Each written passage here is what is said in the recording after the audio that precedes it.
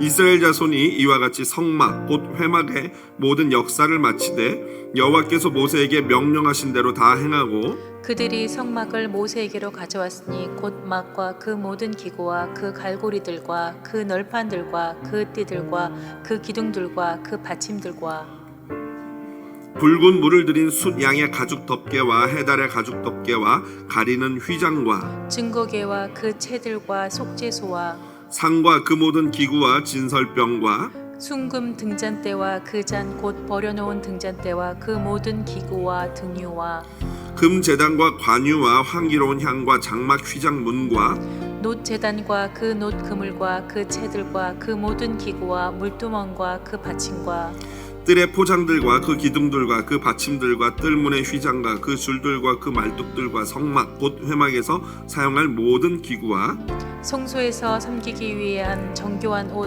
곧 제사 직분을 행할 때에 입는 제사장 아론의 거룩한 옷과 그의 아들들의 옷이라. 여호와께서 모세에게 명령하신 대로 이스라엘 자손이 모든 역사를 마침에 모세가 그 마침 모든 것을 본즉 여호와께서 명령하신 대로 되었으므로 모세가 그들에게 축복하였더라. 아멘. 출애굽기 39장 1절로 43절 본문 말씀 가지고요, 여호와의 얼굴빛을 비추소서라는 제목으로 말씀의 은혜 나누도록 하겠습니다. 창세기 1장 31절과 2장 3절을 보면은 다음과 같은 말씀이 있습니다. 여러분들 화면 보면서 같이 한번 큰 목소리로 읽어보겠습니다. 하나님이 지으신 그 모든 것을 보시기에 심히 좋았더라. 하나님이 그 일곱째 날을 복되게 하사 거룩하게 하셨으니 이는 하나님이 그 창조하시며 만드시던 모든 일을 마치시고 그날에 안식하셨음이니라. 아멘. 지금 읽은 말씀은요, 천지창조의 결론 부분입니다. 하나님이 천지창조를 말씀으로 명령하셨고 그 말씀이 그대로 이루어졌고요, 하나님이 그것을 보시고 심히 좋았더라 라고 말씀하시면서 기뻐하시며 그날을 복되게 했다라는 것이 천지창조의 결론입니다. 그 복은 바로 안식, 샬롬, 평안의 복이었습니다. 여러분, 우리 인생은요, 복 받기를 원합니다. 이것은 동서고금을 막론하고 다 똑같더라고요. 그렇다면은 우리가 복을 받긴 받아야 되겠는데 어떻게 해야 복을 받을 수 있을까요? 동양 문화권에서는요, 하나님을 믿지 않는 사람들은 조상신을 잘 섬기면 복을 받는다라고 말합니다. 여러분, 맞습니까? 아니죠. 그 사실을 이 자리에 계신 분들 가운데 조상신을 잘 섬기면 복 받는다라고 믿는 분은 한 분도 안 계시기를 부탁을 드립니다. 어떻게 하면 복 받아요? 조상은요, 살아생전에 잘 모셔야지 복 받습니다. 돌아가신 다음에 무덤에다 뭐 아무거 해도 전혀 쓸데없는 짓입니다. 살아생전에 단돈 얼마라도, 단 1시간이라도, 사진 한 장이라도 보내드리면서 해야지 그게 복 받는다고 성경에 나와 있습니다. 돌아가신 후에는 아무 일이 소용이 없는 것이죠. 오늘 본문은요, 이스라엘 백성이 성막을 모두 제작한 후에 하나님께 축복을 받는 장면인데요, 여기서 우리는 복 받기 위해서 필요한 것이 무엇인지를 발견할 수 있습니다. 이 출애굽기 후반부 25장 이후에 이 쭉 나오는 출애굽기 후반부는요, 사실은 여호와께서 말씀하셨고 그 말씀하신 것이 그대로 이루어진 것이다. 그래서 하나님이 이스라엘을 축복하셨다. 이게 핵심이에요. 특별히 이 하나님이 말씀하신 게 그대로 이루어졌다라는 것을 오늘 우리가 길어서 읽지는 못했지만 오늘 본문 1절부터 31절을 보면은 너무나도 정확히 나와 있는데 거기에서 7번 반복되는 구문이 있어요. 그것이 뭐냐면요, 1절에 나와 있는 여호와께서 모세에게 명령하신 대로, 그리고 1절 끝부분에 만들었더라, 이건 이루어졌다라는 것이거든요. 그런데 이 구문이요, 1절에도 나와 있고요, 5절 보십시오. 5절 끝부분에 여호와께서 명령하신 대로 하였더라. 또 7절 끝부분에도 똑같은 구문이 나오죠. 그 다음 21절 끝에도 여호와께서 명령하신 대로 하였더라. 26절도요 똑같고요, 29절도 똑같고 31절 마지막 부분에도 여호와께서 모세에게 명령하신 대로 하였더라. 이것이 딱 7번 나옵니다. 여러분, 7번 나오니까 뭐가 생각납니까? 7 하니까, 그렇죠, 천지창조, 7일 동안의 천지창조랑 정확히 그 사이클이 매칭이 되는 거예요. 천지 창조를 하나님께서 7일 동안 하시고 마지막 날 안식일에 축복하셨던 것처럼 이스라엘 백성이 7번에 여호와께서 말씀하시니 모세에게 명령하신 대로 되었더라 하고 마지막 날 모세를 통해서 하나님이 축복을 하는 것, 이것이야말로 그래서 성막 제작은 제2의 천지 창조다라고 이야기하고 있는 것입니다. 특별히 성막뿐만 아니라 그 성막에서 수종을 드는 제사장과 제사장의 의복도 마찬가지로 제2의 천지 창조를 예표하고 있습니다. 그런데 이 제2의 천지 창조라는 것은 결국에는 예수 그리스도께서 십자가를 통해서 죽으시고 부활하셔서 우리를 새로운 사람으로 변화시키실 것에 대한 예표예요. 모형입니다. 그렇기 때문에 성막도 그렇고 제사장도 그렇고 제사장의 의복도 마찬가지로 예수 그리스도를 향해서 나아가고 있는 것이에요. 한마디로 그 모든 것들이 예수님을 예표하고 있다라는 것입니다.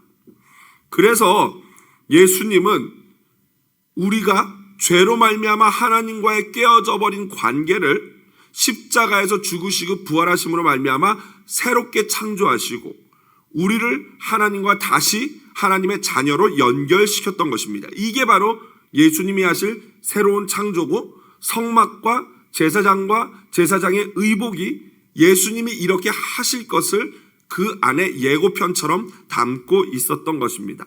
그러므로 이제 우리는요, 여호와께서 명령하신 것을 이루는 삶을 살아야 돼요. 왜냐하면 하나님께서 우리를 새롭게 창조하셨기 때문에 하나님의 말씀하시니 그대로 되었더라가 우리 삶에서도 이루어져야 하는 것입니다. 그래서 사도 바울은 새롭게 창조된 존재인 우리가 추구해야 될 것이 어떤 삶인지를 알려주고 있는데요. 고린도후서 5장 14절부터 15절 한번 같이 한 목소리로 읽어보겠습니다. 우리가 생각하건대 한 사람이 모든 사람을 대신하여 죽었은즉 모든 사람이 죽은 것이라. 그가 모든 사람을 대신하여 죽으심은 살아있는 자들로 하여금 다시는 그들 자신을 위하여 살지 않고 오직 그들을 대신하여 죽었다가 다시 살아나신 이를 위하여 살게 하려 함이라. 아멘. 그렇습니다. 그러니까 우리의 이제 나머지 삶은요, 적어도 예수를 구주, 예수님을 나의 주님으로 고백하는 사람들은요, 이제는 내 삶을 내 마음대로 살아서는 안 된다는 거예요. 왜요? 예수 그리스도께서 우리를 위해서 대신 죽고 부활하심으로 우리를 사셨기 때문에, 목숨을 주고 우리를 샀기 때문에 우리는 예수 것이 되었습니다. 그러므로 우리의 삶은 하나님이 말씀하신 대로 거룩해야 하는 거예요. 구별된 삶을 살아야 하는 것이죠. 오늘도 하나님은 우리에게 말씀하시고 그 말씀이 우리의 삶에 그대로 이루어지기를 원하십니다. 오늘 본문 중에 우리가 읽은 부분 32절은 이렇게 시작합니다. 이스라엘 자손이 이와 같이 성막 곧 회막의 모든 역사를 마치되 라고 시작합니다. 금송아지를 만들어서 우상 숭배를 했다가 이스라엘은 하나님 앞에 완전히 진멸될 뻔했죠. 다행히 모세의 중재로 말미암아 구원을 얻었습니다. 그러고 나서 정신을 차렸어요. 물론 정신 차린 게 오래 가지는 않았죠. 여러분 아시다시피. 하지만 적어도 이들이 성막을 만드는 1년 동안은요, 전심으로 주님께 헌신하고 자신의 모든 것 들여서 성막을 완성했던 것입니다. 그리고 바로 오늘 성막을 하나님께 검사받고 모세에게 검수받는 이날 모세를 통해서 하나님의 엄청난 축복을 받는 거예요. 여기서 우리가 발견할 수 있는 진리는 축복의 첫 번째 조건은 바로 순종이다라는 거예요. 순종해야지만 축복받을 줄로 믿습니다. 사무엘상 15장 22절부터 23절 우리 같이 한번 읽어보겠습니다. 사무엘이 이르되 여호와께서 번제와 다른 제사를 그의 목소리를 청종하는 것을 좋아하신 같이 좋아하시겠나이까. 순종이 제사보다 낫고 듣는 것이 수량의 기름보다 나으니 이는 거역하는 것은 점치는 죄와 같고 완고한 것은 사신 우상에게 절하는 죄와 같음이라. 왕이 여호와의 말씀을 버렸으므로 여호와께서도 왕을 버려 왕이 되지 못하게 하셨나이다 하니. 여러분 이 말씀 너무나 유명한 말씀이죠. 하나님이 예배보다도 제사보다도 하나님께 순종하는 것을 더 기뻐하고 좋아하신다는 사실을 알 수 있는 구절입니다. 여기서 중요한 것은 순종인데요. 과연 무엇에 대한 순종이냐예요. 하나님께 순종하는데 하나님께 순종하는 것이 곧 무엇에 대한 순종이냐? 그것은 바로 여호와의 말씀에 대한 순종입니다. 하나님께 순종한다는 것은 하나님의 말을 듣는 거예요. 사무엘 선지자는 하나님께 순종하지 않은 사울 왕에게 왕이 여호와를 버렸다라고 하잖아요. 23절 하반절 보시면요. 왕이 여호와의 말씀을 버렸으므로, 그렇죠? 여호와를 버렸으므로가 아니라 여호와의 말씀을 버렸으므로 여호와께서도 왕을 버렸다라고 말씀합니다. 그렇습니다. 하나님 말씀에 대해서 순종하지 않는 것은요, 그 어떤 제사나 순종하는 것은요, 그 어떤 제사나 종교적 행위보다도 하나님이 기뻐하시는 행위입니다. 하지만 말씀을 듣고도 순종하지 않는 것은요, 우상 숭배하는 거나 점치는 것과 동일하다라고 말합니다. 얼마나 무서운 일입니까? 불순종을 한마디로 여호와 하나님의 말씀을 저버리는 행위고, 그것은 곧 하나님을 버리는 것과 같다라는 것입니다. 그러므로 여러분, 하나님의 축복을 받기 위해서는 무조건 하나님께 순종해야 합니다. 그리고 하나님께 순종한다는 것은 하나님의 말씀을 순종하는 거예요. 그러기 위해서는 여러분, 하나님의 말씀을 순종하려면 먼저 뭐가 있어야 되겠습니까? 하나님의 말씀이 들려져야 되겠죠. 우리는 하나님의 말씀에 순종하고 있습니까? 먼저 그 전에 앞서서 여호와의 말씀이 여러분에게 들려지고 있습니까? 그 축복을 누리고 있습니까? 여러분, 왜 우리에게는 하나님의 말씀이 들리지 않을까요? 하나님의 말씀이 들려야 순종할 건데 하나님의 말씀을 듣지 못해요. 그러니까 순종을 못하죠. 왜 하나님의 말씀을 듣지 못할까요? 간단합니다. 첫 번째로 하나님의 말씀이 들려지지 않는 이유는요, 말씀을 어떻게 해요? 다들 읽기를 싫어하시는군요. 말씀을 어떻게 해요? 읽지 않아서 그래요. 큐티하지 않아서 그래요. 이 기독교인이요, 점점 현대 기독교인들의 말씀을 읽는 시간이 분명히 줄어들고 있는 게 확실해요. 예전에 우리 믿음의 선배들을 보면, 어머님 세대나 아버님 세대를 보면은 그 성경 읽는 모습을 자주 볼 수 있었는데, 요즘 젊은 부모들이 과연 자녀들에게 성경 읽는 모습을 얼마나 보여주는지, 물론 보여주려고 읽는 건 아니지만 얼마나 성경을 진짜 읽는지 의구심이 듭니다. 작년 10월쯤에 크리스천 포스트에서 미국 성서 공회가 미국 교회 안의 성경이라는 제목으로 제11차 연례 보고서를 발표했는데요. 그건 뭐냐면요, 3,354명의 미국 성인을 대상으로 해서 조사를 했어요. 조사를 하는데 두 가지 부류로 나눠서 조사를 했어요. 한 부류는 실천적 기독교인. 실천적 기독교인이라는 것은 적어도 한 달에 한 번 예배를 참석하고, 이게 실천적 기독교인인지 모르겠어요. 한 달에 한 번 갖고 될까라고 생각하는데 어쨌든 한 달에 한 번 예배를 참석하고, 그리고 그 말씀을 하나님의 말씀으로 믿는다라고 고백한 실천적 기독교인과, 교회는 나가지 않지만 자칭 나는 예수 믿는다라고 말하는 이 자칭 기독교인, 우리로 치자면은 그냥 믿는다, 그냥 믿는다라고 얘기하면은 그 사람이 기독교인이, 나는 기독교인이다, 그러나 교회는 가지 않는다, 이런 사람까지 친 거죠. 그래서 두 부류로 나눠서 조사를 했대요. 그랬더니 실천적 기독교인, 적어도 한 달에 한 번 교회는 가고 예수 그리스도의 말씀을 믿는 자들은 이 팬데믹 기간에 50%가 성경을 읽는 시간이 더 늘었다라고 대답을 했대요. 반면에 이 자칭 그리스도인, 교회 나가지 않는 사람들은 성경 읽는 양이 늘었다라고 대답한 사람이 21%래요. 그래서 저는 사실 이걸 보면서 정말 이렇게나 많이? 솔직히 여러분, 이렇게나 많이 늘었을 거라고 상상이 되십니까? 그런데 이 미국은요, 약간 우리나라로 치자면 우리나라가 왜 유교, 불교적인 베이스가 있지 않습니까? 그래서 우리나라는 비가 내리지 않는다 그러면 뭐합니까? 아시죠? 산에 올라가서 돼지머리 놓고 막 기우제 이런 거 지내지 않습니까? 그런데 미국은 무슨 큰 사건이 터지면요, 어떻게 됩니까? 기도하더라고요. 그래서 학교에서 뭐 총기 사고가 있으면은 아침에 국기개양대에서 모이자 해가지고 국기개양대 기도가 그래서 시작이 됐고요. 하여튼 위기만 되면은 이 미국은 그 베이스가 신앙, 믿음이다, 이 기독교다 보니까 기도하고 말씀 보는 게 아마 더 강해지는 것 같아요. 참 부러운 일이죠. 솔직히 저는 개인적으로 이 팬데믹 기간에 우리 교회 성도만 보더라도 성경 읽는 시간이 늘었을까? 기도하는 시간이 늘었을까? 예배를 더 진심으로 전심으로 하나님을 찾을까? 라는 질문을 제가 목사로 스스로 해보지만 결코 긍정적인 답변을 생각하지는 못해요. 이게 제가 착각하는 건가요? 어떻게 성경 읽는 시간이 늘으셨나요? 그렇죠. 사실 그래서 미국이 부러운데 저는 오늘 이 설교를 준비하다가 엄청 도전받는 기사를 발견했어요. 그 서울 노량진에 있는 헤브론 교회 김일수 목사님 이야기인데요. 같은 저랑 이제 목사님인데 연세가 좀 있으신 목사님이에요. 그런데 그분은 고등학교 때부터 지금까지 성경을 총 240회나 통독을 했대요. 별로 놀라지들 않으시네요. 보통 그 정도 읽으시나 봐요. 저는 엄청 놀랐어요. 아니 어떻게 240번이나 읽지? 그런데 그거보다 더 놀란 것은요. 7년 전부터는요. 매일 120장씩 읽는데요. 매일. 진짜 안 놀라시네요.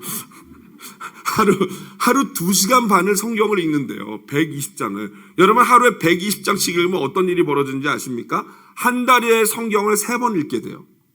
하루에 120장씩 매일 읽으면 한 달에 성경 3번. 그렇게 1년을 읽으면 총 36회를 읽는다고 합니다. 이 목사님이 진짜 제가 부러웠던 게 뭐냐면은 성경을 100번 읽고 나서는요. 그 뒤부터는 설교 원고를 작성하지 않고 설교를 한대요. 제일 부러워요. 그러니까 성경을 너무 읽다 보니까 뭔가 이게 다 잡히시나 보죠? 이분은 이제는 아예 세상 책도 잘 이제는 안 읽으신대요. 저는 그게 좋기도 하고 안 좋기도 하고 장점도 있고 단점도 있겠지만 여하튼 성경을 그렇게 읽는 것만큼은 엄청난 도전을 받았어요. 와, 같은 목사지만 이렇게 말씀에 도전을 받고 성경을 읽고 정말 부럽더라고요. 그래서 저도 마음에 불이 올라오더라고요. 나도 해봐야겠다. 읽어야 되겠다. 여러분 성경을 창세기부터 요한계시록까지 한 번이라도 통독하신 분 한번 손 들지 마시고요. 제가 시험에 들까봐 서로 시험에 들까봐 여쭤보지 않겠습니다. 여러분 그런데 교회 직분자라고 하고 집사라고 하고 구역장이라고 하면서 여태까지 창세기부터 요한계시록까지 한 번도 통독으로 읽어본 일이 없다면은 그건 문제가 심각한 거예요. 여러분 왜 하나님의 역사가 일어나지 않고 하나님의 음성이 들리지 않는 줄 아십니까?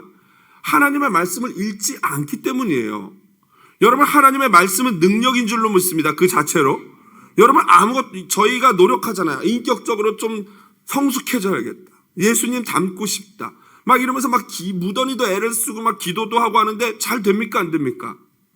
너무 힘들어요. 잘 되지 않아요. 목사님 저도 마찬가지예요. 왜 그런 줄 아십니까? 말씀을 안 읽어서 그래요. 여러분 말씀이 능력이라는 게 여러분 그런 얘기 많이 듣잖아요. 교도소에서 엄청난 흉악범들이 교도소에 들어갔다가 교도소에 할 일이 있어요 없어요? 안 가봐서 잘은 모르겠지만 할 일이 별로 없으니까 이분들이 뭘 해요? 성경을 읽어요. 성경. 그런데 누가 그걸 성경 공부하고 제자 훈련하고 이러지 않아도 성경을 읽는 것만으로 그분들이 어떻게 돼요? 놀라운 변화가 일어나는 거예요. 왜요? 말씀이 능력이기 때문에. 저는 그래서 제자 훈련이 정말 이게 정말 뭐랄까요? 좀 허무한 게 제자 훈련 할 때는 다들 옛사람이 죽고 새 사람 되신 것 같아요. 그런데 조금 지나고 나면은 그 돌아가셨던 그 옛사람이 다시 어떻게 해요? 부활을 하더라고요. 이게 왜 그런가 했더니 이게 훈련으로 되는 게 아니에요. 훈련으로 되는 게 아니고 말씀을 읽는 이 훈련을 해야 되는 거예요. 말씀이 능력인 줄로 믿습니다. 여러분 말씀을 읽어야지 하나님의 음성이 들리고 그 음성이 들려야지 그 명령에 순종하는 거 아니겠냐고요. 그러니까 말씀을 안 읽으니까 말씀이 안 들리고 들리지 않으니까 순종하고 싶어도 순종할 수가 없는 거 아니겠냐고. 여러분 2022년 성경 읽기 다시 도전해 봅시다. 팬데믹 전에는 제가 매년 성경 읽기 표도 나눠드리고 해가지고 많이 읽으신 분들 아이패드도 드리고 했거든요. 이제 올해 다시 한번 아이패드 드리려고요. 몇 분이 읽으시든지 라고는 말하면 안 되겠고 어쨌든 일독을 하시는 분이 10명 이하면은 10명 다 드리려고요. 할렐루야. 그런데 20명이다 그러면 약간 좀 선물의 코스트가 내려갈 것 같아요. 어쨌든 그 아이패드가 중요한 게 아니지 않습니까? 그러나 자녀들 아이패드 사주고 싶었는데 잘 됐다. 내가 읽자. 저도 읽으려고요. 저도 읽고 우리 아이들도 다 읽어서 할렐루야 아이패드만. 여러분 도전합시다. 반드시 약속은 지킬 것입니다. 선물 실제로 드렸었고요.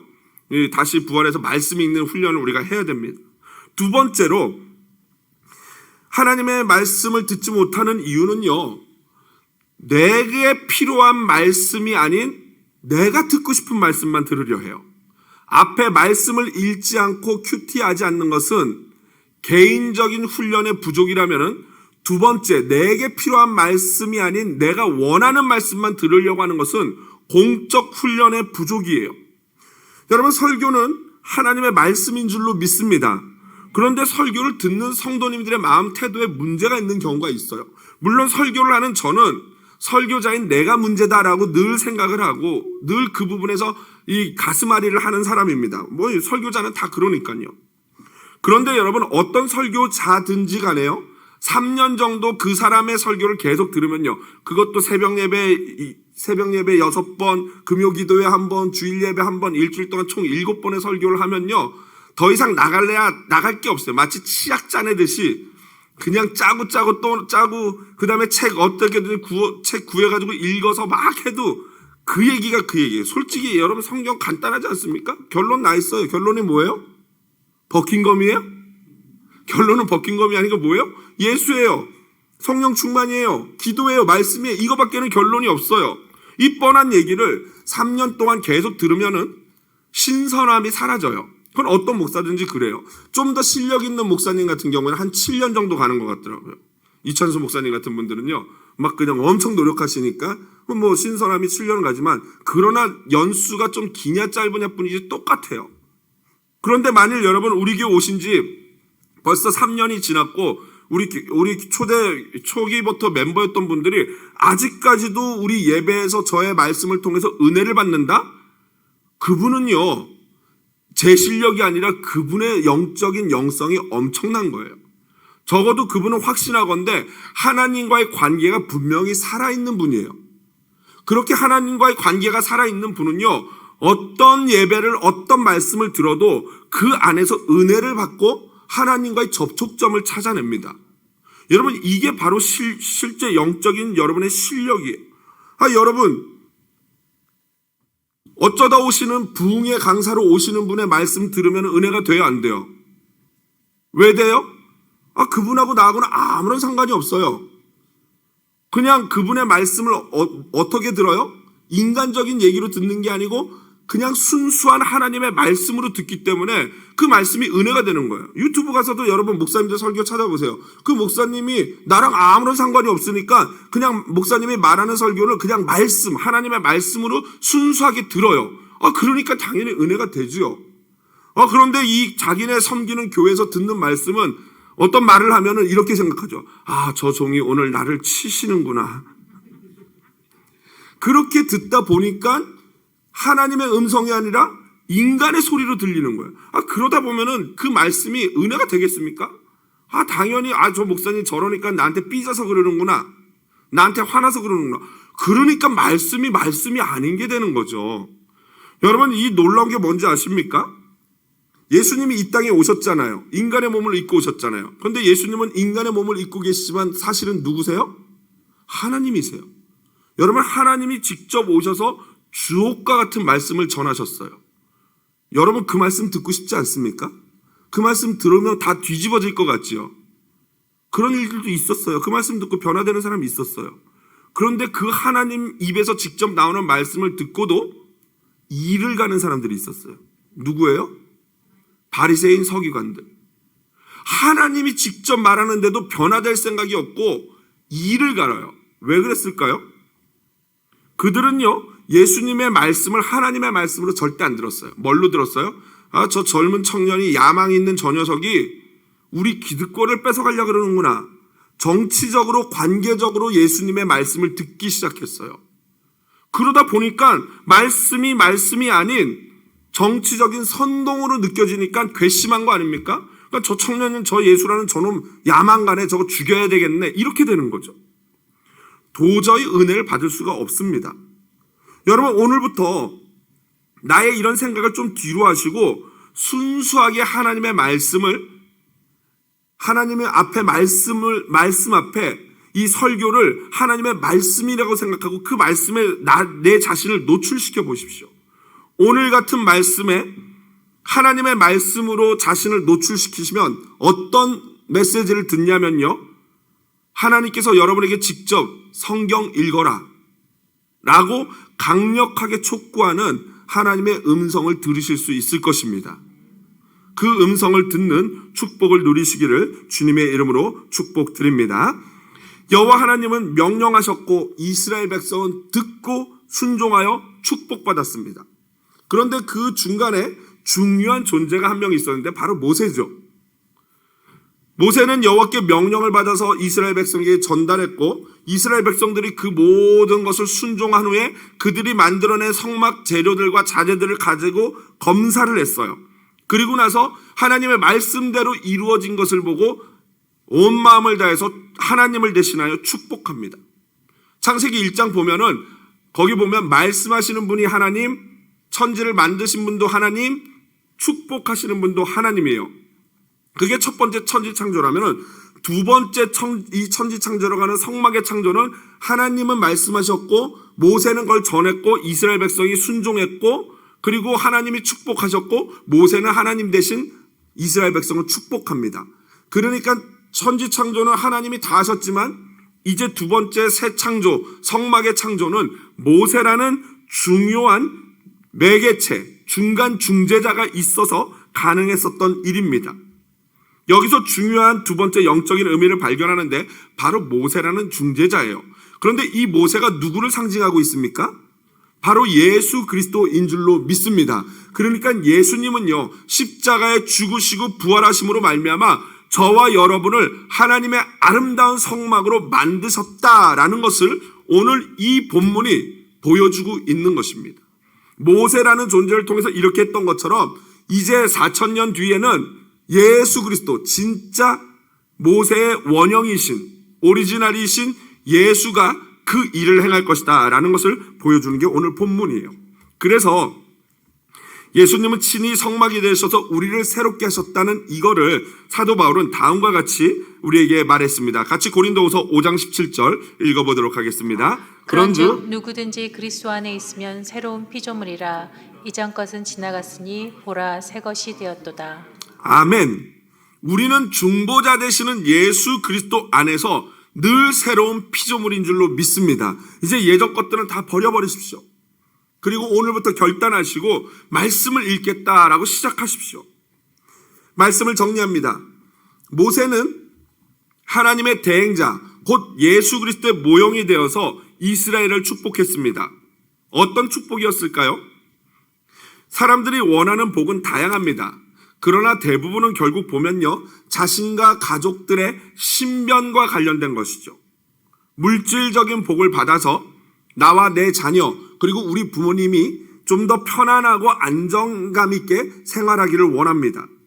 또 건강의 축복을 받아서 아픈 사람 없이 지금 같은 팬데믹 상황에는 코로나 가능하면 걸리지 않고 무병장수하기를 원합니다.